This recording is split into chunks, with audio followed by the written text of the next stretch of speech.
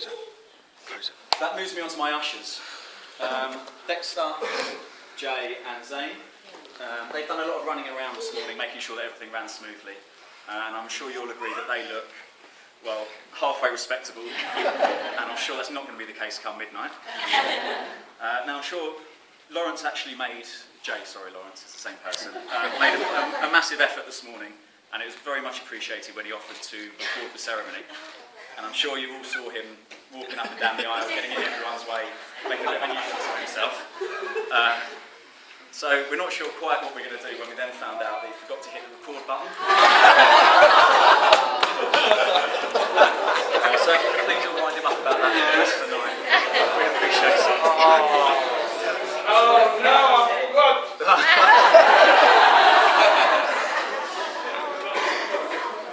So Paul has already mentioned our friends from the States, Erin and Frank.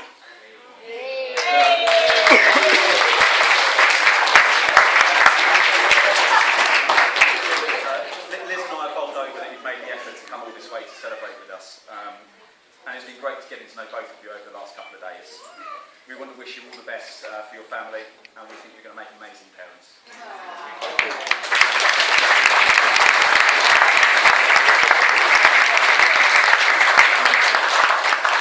We'd also like to thank Maurice.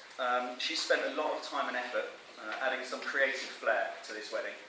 Liz and I haven't been blessed with any creativity at all. We did have to rely on somebody else. For those of you who don't know, Joe and Maurice are getting married in June.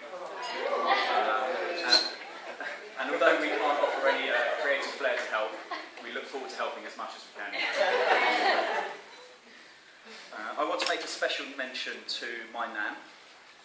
She celebrated her 95th birthday.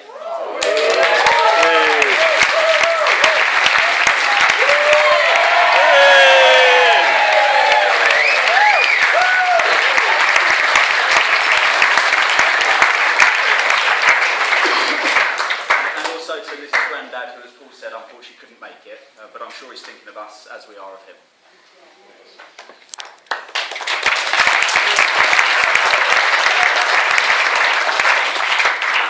And finally, I want to thank everybody that's here today.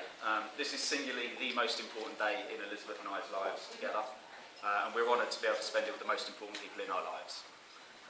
So, from both of us, from my wife and I,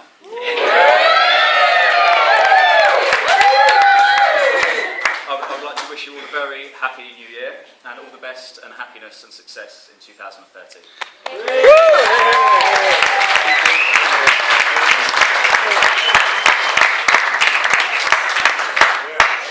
Just before I have the pleasure of handing over to my best men, we will have some bouquets of flowers for Jane and for my mum, Alison.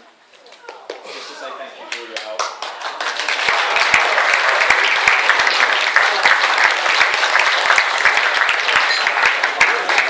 Good, Matt. Thanks for the help.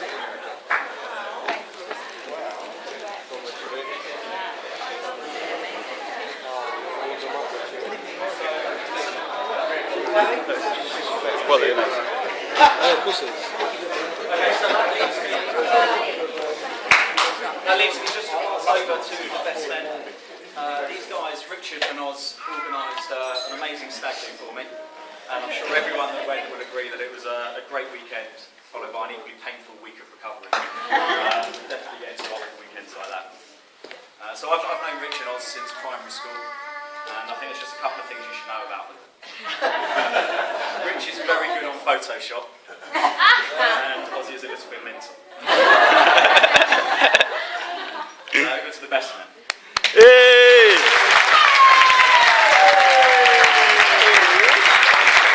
Knock 'em dead, boys, knock 'em dead. Oh, what's he forgotten? Here he is. Oh, schoolboy.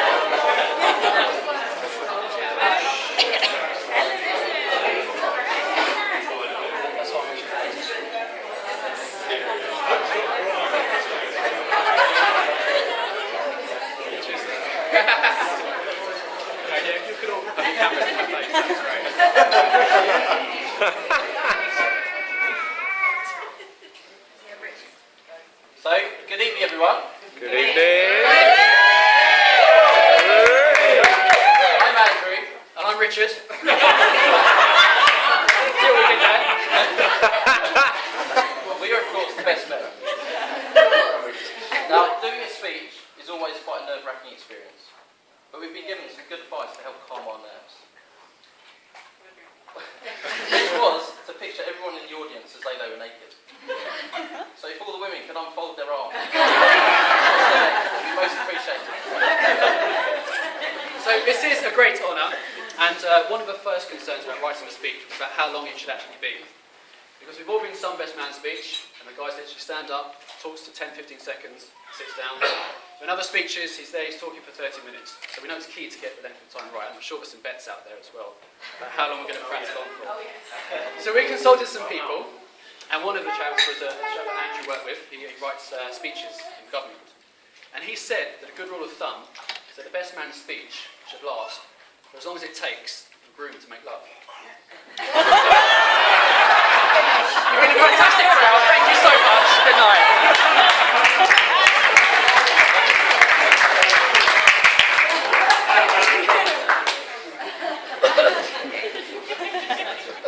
Now, before we do get properly started, we'd like to make a few thank yous.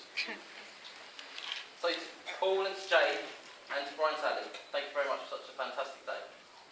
And, as is traditional, on behalf of the bridesmaids, Charlotte, Hannah and Lucy, we'd like to thank Brett for his kind words earlier. And also a special thanks to the ushers, to Zane, Lawrence and Dexter. We know that Brett had a huge dilemma about which of his best friends could handle the difficult task of directing people to their seats in church, being out in the car park as well, and the video recording as well, Lawrence. So good job. You did a really awesome job. So Cheers, mate. Thank you. Thank you. Cheers. No problem. But turning to Liz as well, you look stunning today.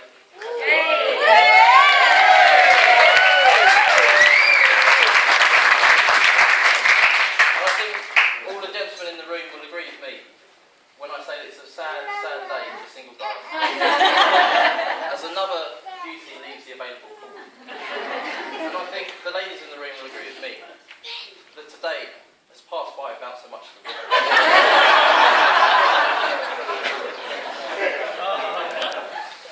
So on to the main man, on to Brett Edward James Francis. So it all began on 24th of November 1980. Well, actually, as we found out from Brett's dad Brian on the stag do, it actually began some 9 months earlier. One steamy night in Keswick. For those of you wondering, that's not worried what the screen is behind that. But rumours of a homemade movie arrived. Now, as you can tell, we've known Brett and his family for a long time now. In fact, we first met Brett at primary school, just before he left nursery. Now, this is what Brett looked like at nursery.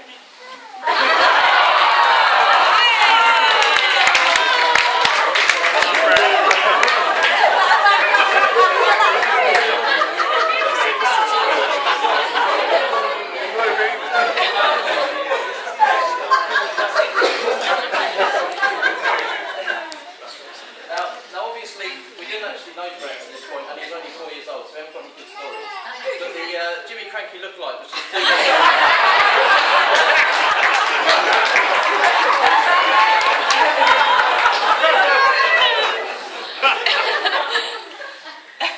So as many of you know, and I'm sure Liz certainly does, Brett is a man of many talents.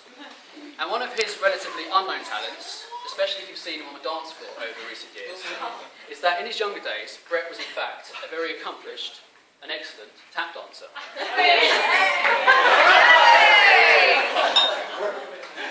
Just look at young Brett as he's held gently aloft by Brian. I'm sure if Len and Bruno were here, it would be a straight 10 for you, Brett and Len boys. So please make sure you pay extra attention to that first dance. This guy's got more moves than Foxton's. Yay! It should be quite a show. Now, we all have those periods in our lives where we start finding out about ourselves and going through some phases. Now, Brett, like some people go a bit kind of goth or emo, others go a bit kind of nerdy or geeky, but Brett had a different struggle with his inner self.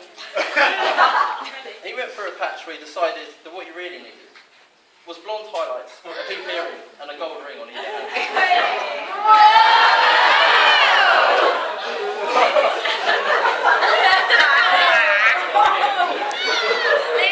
You can smell it.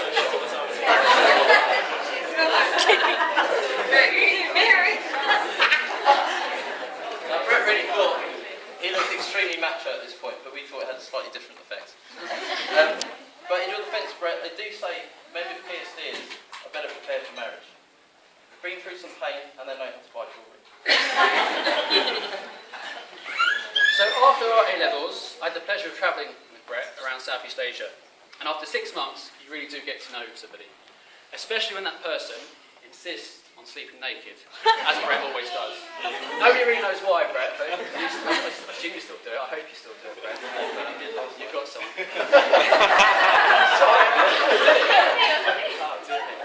And even more so when you're sharing a double bed in a hot hut on Thai beach. So I really got to know Brett. And Liz wanted to know if there are lots of potions and lotions for his situation. I'm sure we all now know what the John Lewis stretching device was on the wedding list.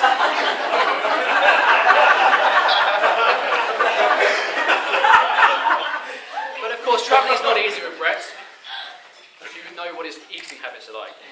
So, he's pretty peculiar, yeah, I would say Cocoa Pops is definitely one. But he's one of the fussiest eaters that we know, and he's literally got the palate of a 5-year-old. But I did see more 5-year-olds tucking into their starter than I did see. So maybe it's gone down.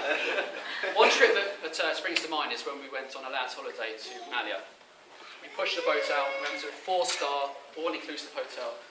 The first night we turned up to dinner, and we got there, we were amazed by the dining room. The buffet table went as far as the eye could see. There was fresh salad, fresh seafood, there was lasagna, taste of the Orient. So we came over with 2 plates, because we were expecting quite a heavy night. We came back to our table. Brett, he circled the table 4 or 5 times, just deciding what should go onto his plate. And then he turned up at the table and put his plate down. And what did Brett find out of the whole array of exotic foods from around the world? A plate of runner beans. It was just a mound of runner beans. So we've done fantastically well with today's menu. Thank you so much, Liz, for overseeing today's menu. Fantastic. Thank God Brett didn't have his way of, chicken, boiled potatoes, carrots. He did very well. Now, after travelling, Brett and Richard went to university together in Birmingham. This is where Brett started what could only really be called his marathon career of academia. Not content with one degree, he went on to do another and become a practising osteopath. But during his osteopathy career, there was one particular part of the course that stood out to me. Picture the scene. An invigilator in the room and Brett waiting for the next patient to arrive. In walks an extremely large, middle-aged black woman. Her ailment was a sore side and abdomen. Brett very professionally asked her a few questions about what was wrong, and then he decided he had better examine her thoroughly. He lent her over and started to examine the area, and then kind of reach around a bit to examine the issue more carefully. At this point, the woman's eyes widened slightly, and the invigilator started to cough. Brett looked up to the invigilator and began to beckon him out of the room. He wanted a quick moment with Brett. He asked Brett, "Were you aware that you were holding her breasts?"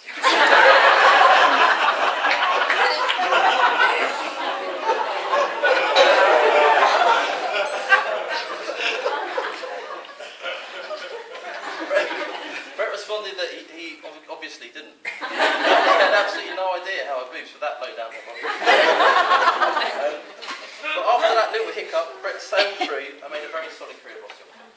And he's making a very good job in his current role, which seems to mainly involve going to the gym, catching up on loose women and catching yapping between numerous bowls of Cocoa Pops. Now, we're all impressed with Brett's commitment to studying and the passion he shows for his new job, which, as Andrew said, is overseeing operations in hospital and giving guidance. In fact, it has been noted that the only person to dedicate more time to schools and hospitals over the last 30 years was in fact Jimmy Savile. Well done, Jack. That was all his one. That was all his, yeah. Come on, mate. That was all his. Well, there is one other important thing about Brett that we haven't mentioned, which is exceptional sporting prowess. He's an incredible sportsman, as he strips everybody back to 26-inch weight. He's great at football, at tennis, squash, and golf. In fact, when Brett plays golf, he always wears 2 pairs of trousers. 2 pairs of trousers. Yeah, in case he gets a holding one.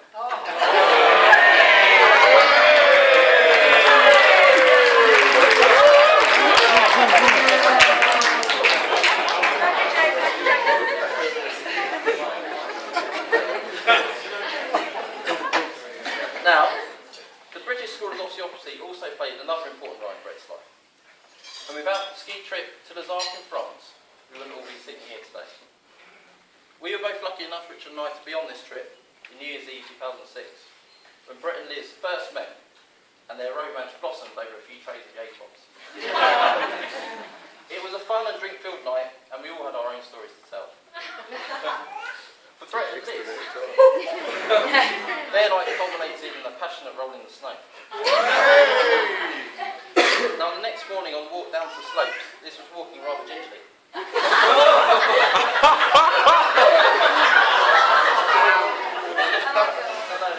had some ill-fitting ski boots.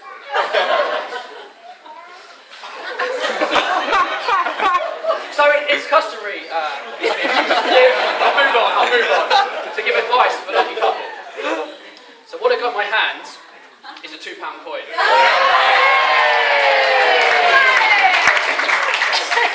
Now unfortunately, I think the priest saw the same YouTube videos I did. So this will remain in the pocket. I then went to lovemonkey.com for some more advice, but I think we'd be here till breakfast if I carry on with that. So I will then move on and give some advice that was given to me on my wedding, which was to never go to bed angry with each other. You should, in fact, stay up and argue. Can imagine. Now, to the final advice, for all the couples in the room, just take a moment and turn to the one that you love. Just move around in your seat and look at each other. Come on, just do it.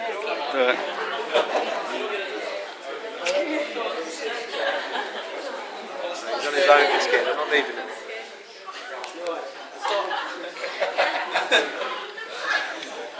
Start to look into your partner's eyes. Trust me. Look deep into each other's eyes and remember the things that you love about each other. And then remember that statistically, you're looking at the person who's most likely to murder you. It's true. It's true. It's true. It's funny because it's true. Isn't that right? Yeah. So, yeah, we've been there for many of your special moments. We were there on the first time you met, on that wondrous 24-hour coach ride to the French mountains. We were there when you shared your first drinks, your first kiss. We weren't really there when you had to snuggle in the snow. You get what I mean? And we've watched your love blossom. And, you know, ever since those early days, Brett has been love-struck.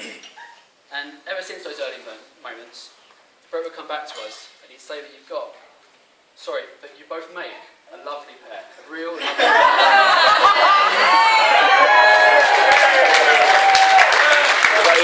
It's all Beaumont.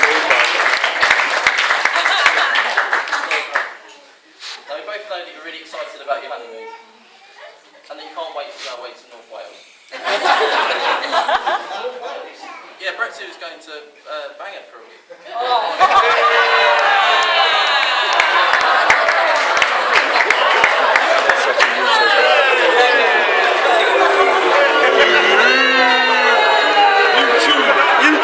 YouTube. Seriously. We all here, I think you're an amazing couple. We couldn't be any more happy for you both. We've enjoyed sharing many moments in the past, and we look forward to sharing many more moments in the future. So we think you're perfect together, and we love you both. So if you could all stand once again, charge your glasses, and raise a toast to Mr. Francis, to Brett and to Liz. Brett, Liz.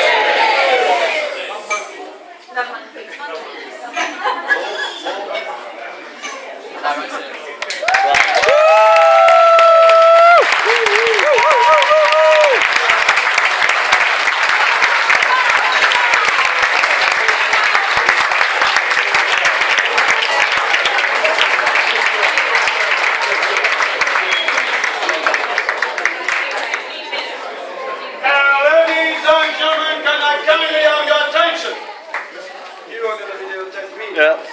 but good.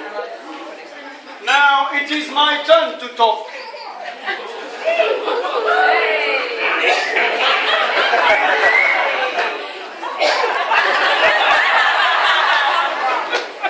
Now, ladies and gentlemen, this completes the speeches.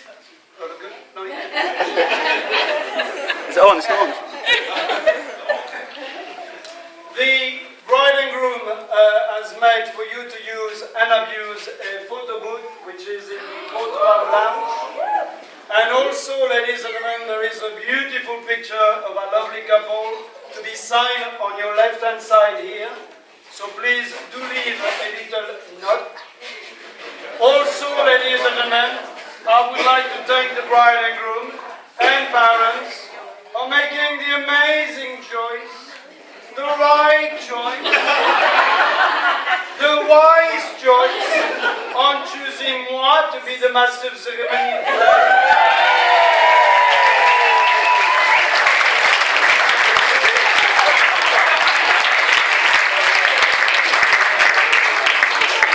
So, ladies and gentlemen, we will be turning the room around shortly for the evening party. Do not forget all your belongings. If I could kindly ask you to make your way now!